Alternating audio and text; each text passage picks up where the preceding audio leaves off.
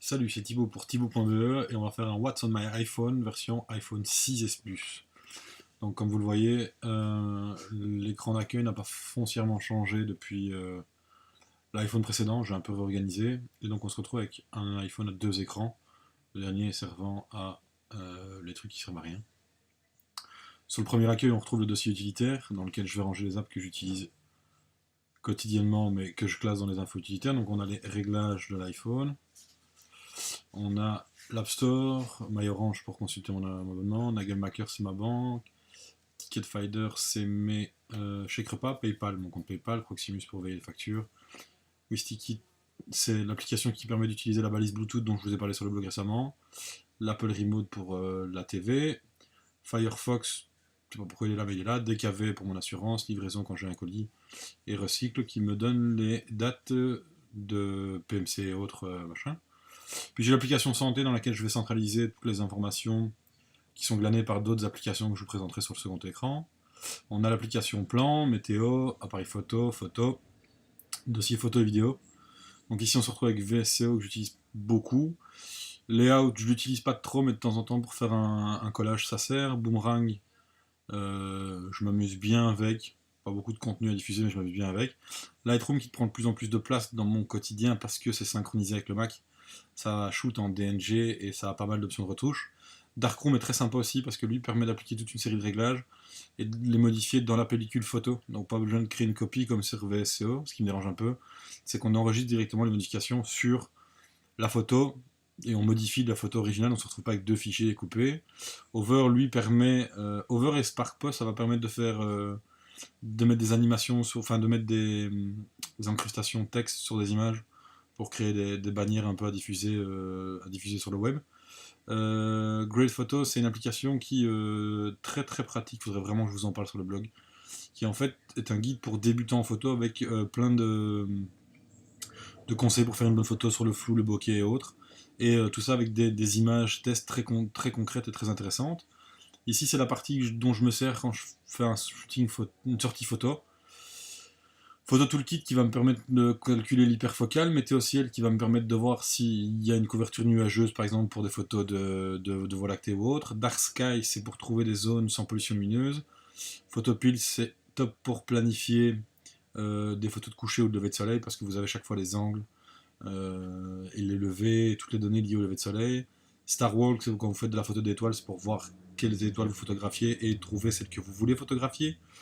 Et la dernière partie, vidéo, où j'ai iMovie qui fait de faire des petits montages vidéo rapides, et Spark Video qui permet de créer des petits montages vidéo assez sympas, mais que je n'utilise pas tellement.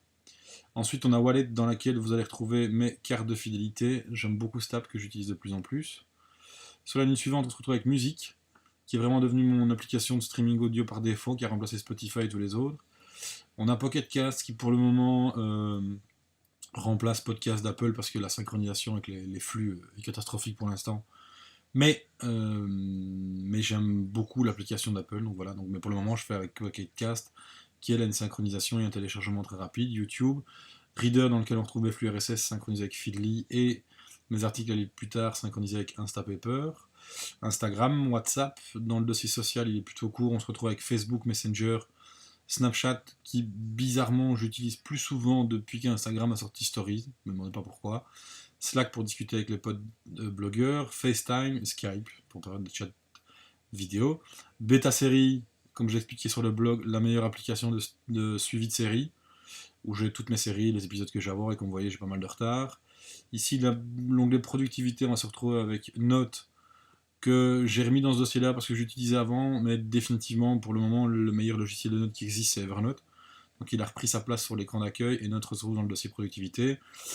iCloud Drive, Dropbox, je suis en train de réaliser un test comparatif des deux pour voir si je pourrais supprimer Dropbox au profit d'iCloud Drive. Ulysse, qui est un excellent logiciel de rédaction, mais qui n'est pas aussi complet qu'Evernote, dans mon usage à moi, mais il est toujours là dans un coin, on ne sait jamais. Quicklytics qui est l'application qui me permet d'avoir mes analytics blog, le site de madame, le site du boulot et tout. eTranslate qui est remplacé Google Translate pour la traduction des textes que j'ai parce qu'il s'intègre dans l'application message et ça c'est vraiment le top. Ici, on se retrouve avec Speedtest, Telefleet, qui est une application que j'utilise pour le boulot, OneNote, qui est là parce que on ne sait jamais. Je ne sais pas ce qui va arriver pour Evernote, donc je la garde sous le coude. Je synchronise mes notes pour être prêt, mais voilà. Et alors PageNumber que j'ai réinstallé pour tester les documents, l'édition de documents en live, parce que j'ai envie de tester. Scanbot qui me permet de scanner tout ce qui est documents, factures, tickets de restaurant, tout ce que vous voulez, qui se synchronise directement dans Evernote. OnePassword, mon gestionnaire de mots de passe. Safari, pas besoin de vous présenter Safari, c'est le navigateur par défaut et il fonctionne très bien.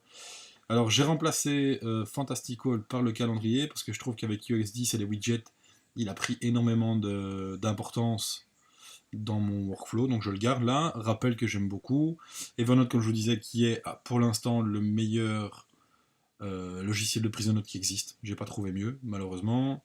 Day One, dont je me sers pour noter tous les événements importants, faire une espèce de journal de bord. Et puis les applications classiques, téléphone, e-message, mail et Tweetbot, le meilleur client Twitter sur iPhone. On passe à la page suivante où j'ai Shazam que je mets toujours à portée pour pouvoir avoir un raccourci rapide pour pouvoir, si j'entends une chanson ou autre. Puis l'application santé, donc comme je vous disais, toutes ces applications-là envoient des données dans Apple, dans l'application santé d'Apple, et va me permettre en fait de tout centraliser. Donc Connect, ça va être l'application qui va me permettre de synchroniser la Garmin. Heartrate, ça me permet de prendre mes pulses avec le flash, comme j'ai pas de capteur cardiaque sur la montre. Calm, c'est une application que j'ai installée parce que je tente de commencer la méditation, mais c'est pas terrible. Weight Watchers, qui me permet de compter mes points quotidiens. Seven, qui me permet d'avoir des petits workouts de 7 minutes quand j'ai pas le temps pour faire un peu de remise en forme. Et Runtastic, que j'ai installé, mais que je n'utilise pas tellement. Enfin, je synchronise tous les événements Garmin sur Runtastic au cas où un jour je changerai d'équipement. Course à pied, comme ça je les ai, mais je ne l'utilise pas. Je veux dire, je cours pas avec l'iPhone et Runtastic qui court pour traquer mes sorties. Voilà, et donc comme je disais, toutes ces applications-là synchronisent toutes leurs données dans l'application santé. Ensuite, cuisine, on se retrouve avec Paprika qui est mon gestionnaire de recettes. Vivino qui me permet de traquer toutes les bouteilles, vin et même whisky, je l'utilise pour ça, c'est pas prévu pour, mais que je bois et qui me permet en fait de mettre des notes si j'ai bien aimé, apprécier, avoir une idée du prix de ce que ça coûte. Et Highball que j'ai installé il y a pas longtemps en fait, qui permet de faire, d'avoir les recettes par exemple pour différents cocktails. Et donc je trouve ça sympa, même si je suis pas un grand consommateur de cocktails.